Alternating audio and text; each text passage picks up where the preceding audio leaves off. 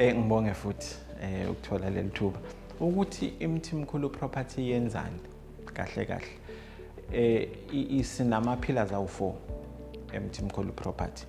Okokuqala, we are buying properties, we are selling properties, we are renting properties, and senza property management. Okay, the fifth one, which is the sister company esinayo as well, eyenza maintenance. So iMthimkhulu property, because now what happened in a nutshell, kufika umuntu athi ngicela ungithengisele umuzi wami. Okay, siyawubheka umuzi ukuthi unjani. Now we need to advise lo muntu lo ukuthi okay, uma ungathi ukupenda leli room leli noma wenze kanje noma ukwenza, ungakwazi ukuthi uthole imali engcono. You know, because umsebenzi wethu as iMthimkhulu property is to advise kahle kahle abantu, because we are the property expert. So now we need to advise umuntu ongazi lutho ngeproperty. And then if umuntu efika futhi ngenze enye example, ma umuntu efika ethi ngicela ningirentisele umuzi wami. So again, sizofika siubheke umuzi, okay, if ungalungisa la nala nala, again ungathola irental enkulu. So njengoba sazi ukuthi abantu abaningi namanje bayahluleka ukuthenga because of i-interest rate ayibavumeli. So ke now abantu abaningi abalahlekelwa imizi ukuthi umuntu aluze umuzi wakhe through ukuthi uzodliwa ngoba akasakhona ukubhadala. Abantu abaningi ke labesingenelela kubo ke, abanye abasaziyo abasifonelayo bese sifike sikwazi ukum-advise ukuthi no, kunokuthi umuzi uze udliwe, why singawuthathi ulungise urente, because kunomuntu ozokubhadalela ibond. Mawufaka i-tenant iyona ekubhadalela ibond, and then wena uqhubeke ngoba yala khona lento okuthiwa ukudownsize as well. Thina abantu okufuneka ukuthi siyijwayele ukuthi njani. You know, umuntu uyahlala endlini yakhe a big house ebesazi ukuthi vele ibank izowudla, akabhadele for abo 4-5 months. Now ifike nangempela ibond, abanamusa ke mase sebefikile indlu nje mase seya ku auction iyathathwa, abanamusa ususela wona next. Now bese sithi ke thina la singenelela khona, why don't you downsize? Wena uyeke ukuthi abantu bazothini, ungakhohlwa nje indawo ukuthi abantu bazokhuluma bathini. Sim-advise ke lo muntu ukuthi okay, makungathi uyaphuma la uyoqasha i2 bedroom uhlale khona nomndeni wakho, lo muzi lo ngoba mkhulu ungakwazi ukuthi urentise ukungenisele more money, uthole i-tenant ezokwazi ukuthi iu-afforde, nathi sikhona siyakubhekela wona umuzi wakho, and usuyakwazi ukubhadala ibond ngaleyo ndlela leyo. So that is how we help a lot of people again in this industry.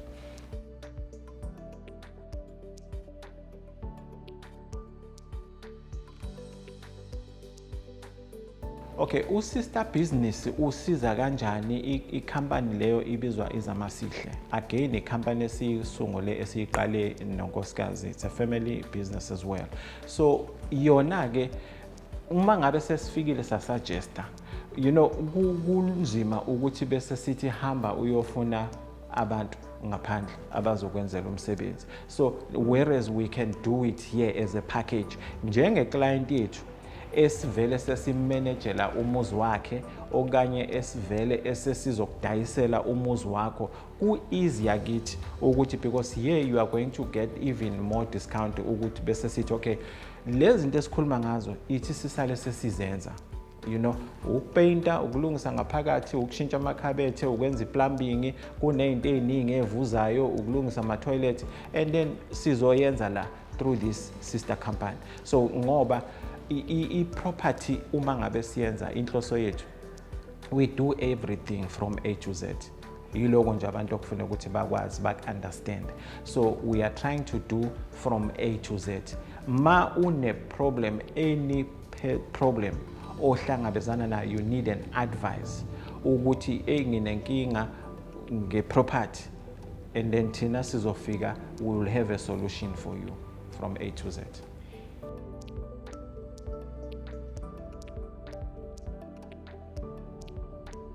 Imthimkhulu Property is an agent, it's an agency, right? Now what happened under agents, kube sekuba khona ama-agents, all right? So this one, remember, it's an agency, and then bese kuba khona ama-agent. Like for instance, abantu abezayo sine staff, abantu abezayo bazofuna umsebenzi afuna ukuba i-agent under Imthimkhulu Property, because by law you cannot operate ngokwakho ungekho under an agency. Ukuthi ungazi kanjani ukuthi Umthimkhulu is registered and is legit, sine board controller estate agents companies, so ibizwa PPRA, Property Practice Practitioners, right? So before they were called EAAB, Estate Agents Affairs Board, so now it's called PPRA. So the first thing that we always encourage people to do, mawuzodila nge-agent, because maningi ama-scammers, and labo bantu labo balimaza igama lama-agent. You go to PPRA website, uyochecka ukuthi i-agent leyo or i-agent leyo odila ngayo ikhona irejistiwe na under PPRA.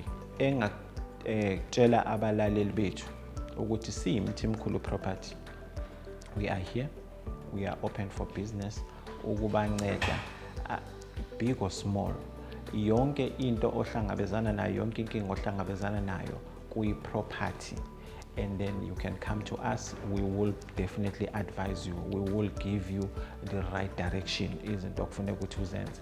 Also an advice to our sibabiza ama-baby boomers. You know, we've got these young guys and girls abathola imisebenzi ne uba ama-manager, you know, bahola imali ezinhle ne. Now inkinga enkulu ngabantu bakithi asinayo knowledge when it comes to property. Now mina how I always help them, ngiyaye ngithi okay, kunokuthi uthathe imali yakho uyothenga imoto vurpa, and then imoto is not an asset, rather focus on buying your first asset. So ke abavumayo ke baningi abavumayo that we've got on our books. So umuntu sizomthathela indlu, athenge indlu, because we are qualified.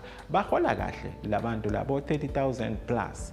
So ngcono athenge property, and then after that usengayithenga ke imoto ke sizommanagela lendlu le, afake i-tenant kuyo. I-tenant yithi sibhekayo iyambhadalela ibond, yena engazi ngisho ukwazi 10-15 years down the line usevuthiwe, usethatha ngisho unkosikazi, usenomntwana, useyabuya manje usethi hey Mthimkhulu indlu ihamba kanjani, and then uthola ukuthi bengabhadali ngisho isent.